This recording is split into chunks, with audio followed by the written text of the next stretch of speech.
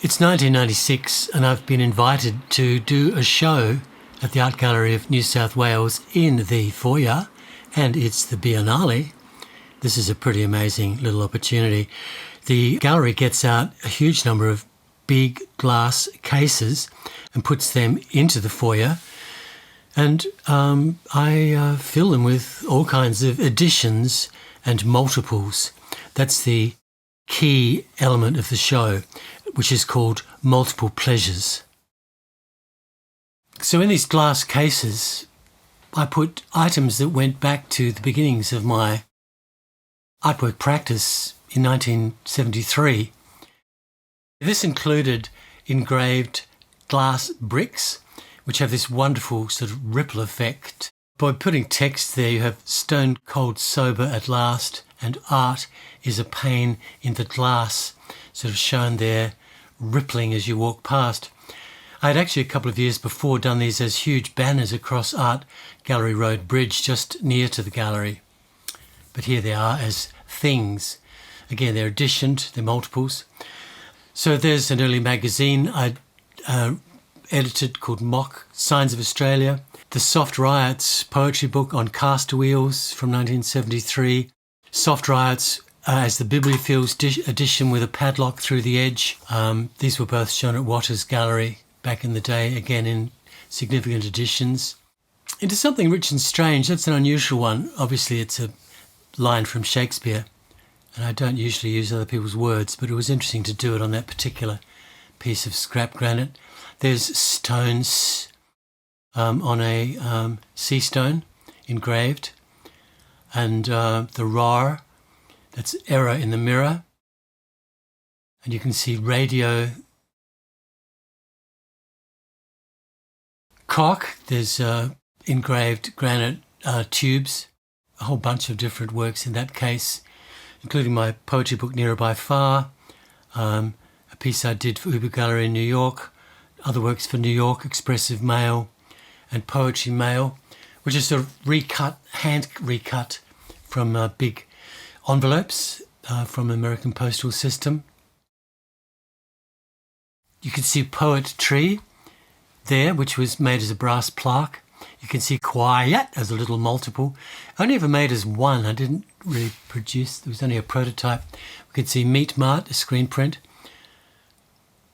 In this case, there are larger granite and marble pieces, including speeches. I mean, this is heavy. Seriously heavy. This one says, time goes by in great blasts. There's a Heart's Ease. And there's also the large piece called Gospel. It is the business of poetry not to cut down the forests, not to mine uranium. The politics of imagination will reign, R-E-I-G-N. Moon Day has the O rising. Like Sunday, Moon Day. We should have Planet Day. There was also a bunch of signs, which I began doing in 1979. I mean, they're self-explanatory, of course. I feel a bit bad about them being in a gallery, that they're better sort of outdoors in a way. Discovered outdoors, interacting in the landscape. Hold Up Ahead is taking Nolan, who took Mulovich, and putting that into the public space.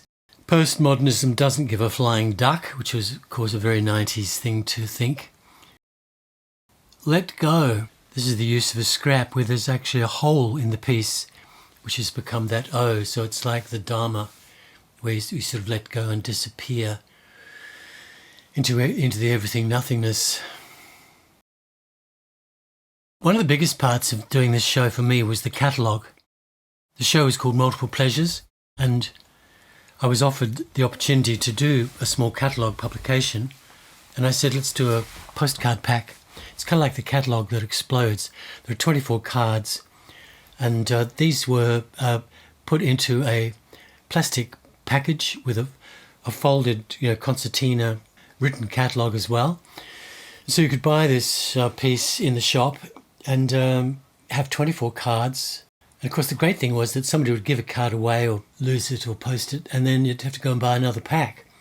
So in fact, we sold I think 600 was the edition, and they sold out during the exhibition, which was very exciting. I really like postcards because they are objects. It's not just an illustration in a magazine, you have a thing in your hand. And so to get the image to work on the card where it has some sort of real presence, that's the thing.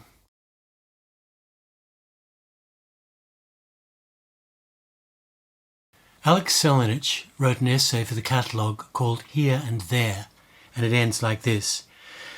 The vision offered by these cards, and all of Tipping's work, is a poetic one. His central occupation is literary. His poems and publications ground him in a milieu where an idea is communicated through dispersal rather than simply a centralised performance or exhibition. Further, his subversions split open the messages of their prototypes and suggest new ones, which direct how the context of the original can be reread. This is Tipping's larger vision, a parallel of language and the physicality of its presence, with the poet speaking the same language as everyone else, but also making the obvious say the surprising. We've got to give some. We've got to give clarity. That's true, you can. And if anyone is... Richard's been visible in a kind of subliminal way in the city of Sydney as long as I've been here, with events that have gone on around the place. Things like the Southern Crossing in '82, before I came here in fact, where the Harbour Bridge became an image at night of the Southern Cross. Images like the wrapping at the front of the gallery in Imagine Action when we were about to unveil the new wing in '88. But also much more subliminally, because Richard's, after all, are constructed works. But the thing is that they are located very much in the real world, the world of our everyday environment. And the sort of things that are so obvious, in a way, that we all think, well, I thought of that, didn't I? No, but actually I didn't. It's just that it's like all good realist things. When somebody does it, you know that this just was waiting to be done. It's got a very fine eye. It's not totally concocted out of pure imagination, pure speculation, pure fantasy. It's actually about being able to see things in the world, and just by giving them a little shift, becomes something completely different, and the kind of poetic resonance, or a very critical resonance. And I think that's actually, it's not as slight as some people might suggest. It's actually certainly very funny, very quick, but actually it's also incredibly resonant, and sort of the consistency and internal logic of Richard's work, I think, actually comes through when you look through all these works, which come over a long period of time. And the postcards, of course, do represent something of a retrospective in their own right.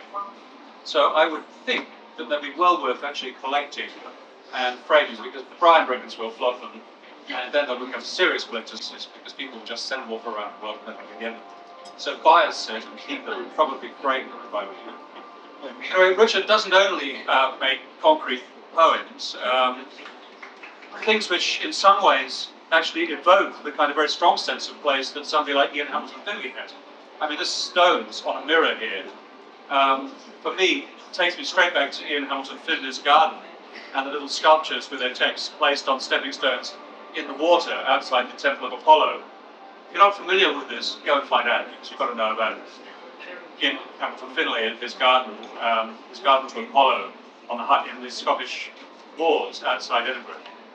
That's a piece that, for me, has a very particular resonance about the reflection. It's not just how to see the back of a stone.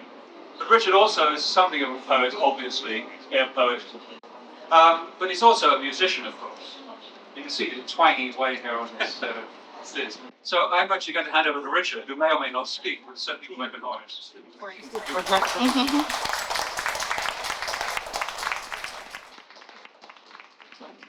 Thank you. I just want to take a couple of moments to firstly say thank you very much to Tony for giving this opportunity, and for some of my work to have a chance to be put in the main street of the gallery. It does appeal to my idea of the accidental audience, that the things which poetry consists of are things which are all around us, and by changing the ordinary 5%, you find it. This touches upon publication, So in the first case, there's a magazine called Mock, which I was co-editing in 1969 with my friend Robert Tillett. It's still, I think, one of the most visual poetry magazines ever done in this country. But the copies of my first book, Soft Riots, these were shown at Waters Gallery in 1973. And really putting a book of poetry between sheets of perspex with caster wheels so it's a coffee table edition, or putting the padlock through it so that you can't open it, which is called the Bibliophils edition. These things were really protests at the fact that poetry wasn't rare, that the book existed as an object, but it wasn't existing as an experience. And I think that a lot of my intention has derived from a wish to bring poetry into the art world, into attention in a different way. So where is the poetry? Well, a poem or two sneaks into the Sydney Morning volumes, but there's the another kind of poetry, visual poetry, concrete visual poetry, which you'll see on the Open Other End piece and some of the others. So it's quite a variety of work. But as I say, I tried to keep these related to distribution and to multiples and to editions and so forth. So it has that reflection of the idea of the book going out, or magazine, the thing that exists in many copies. I must say too, thank you to my family, Grace, who's drawing away down here, for example, and Maisie and my two sons, Kai and Jasper, helped to pack the packs which are in the bookshop with these cards. It was pretty much a home job, actually. Finished last night, and this show finished being put up at 2 o'clock, so we've run close to the wind. Again, I suppose I'm being a little insistent in one sense, that some of this work you can grab on a glance, right? And it's meant to be like that. How do you read a road sign? Boom, it's there, you get the information. I must say these are not stolen road signs, they have been manufactured. But so poetry is about time, and it's about memory, and it's about voice. That's enough talking, I just want to sing you one song. I thought, well, 1973 was quite a nice spot to think about, because I mentioned this book, Soft Riots, and it's half my life ago. And so I thought I'd sing you a song and read you a poem from right then, at the same time that I did this wrapped book. Sitting around quietly getting spaced, thinking about the whole human race. So many countries, what's a place? If we take the case of Australia, an English, American, Japanese base, their culture, just a pretty face. Now if you're gonna do what you've got to do, starting right now, care about the things that count. Don't let them sell your country out. Australia, you've heard the name. No substitute will ever be the same. A republic, a demand, a right.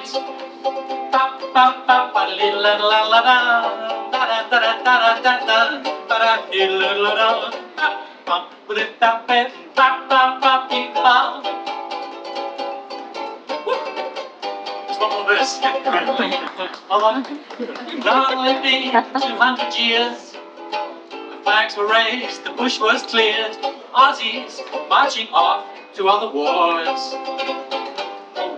Aboriginal black, Aboriginal white, we're living in a country close to our hearts, but it's everybody's quarry and farm. So if you're gonna do what you've got to do, starting right now, care about the things that count. Don't let them sell your country out. Australia, you've heard the name. No substitute will ever be the same. A republic, a demand, all right.